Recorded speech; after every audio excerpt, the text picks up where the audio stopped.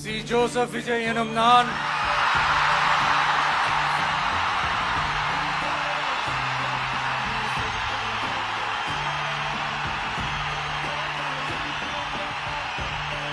சட்டப்படி அமைக்கப்பெற்ற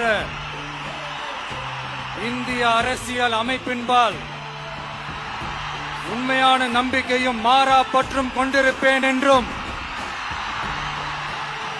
இந்திய நாட்டின் ஒப்பில்லாத முழு முதல் ஆட்சியையும் ஒருமையையும் நிலை நிறுத்துவேன் என்றும்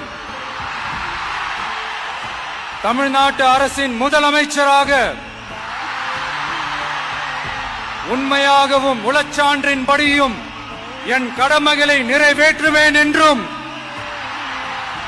அரசியல் அமைப்பிற்கும் சட்டத்திற்கும் இணங்க அச்சமும் ஒருதலை சார்பும் இன்றி விருப்பு வெறுப்பை விலக்கி பலதரப்பட்ட மக்கள் அனைவருக்கும் நேர்மையானதை செய்வேன் என்றும் ஆண்டவன் மீது ஆணையிட்டு உறுதிமொழிகிறேன்.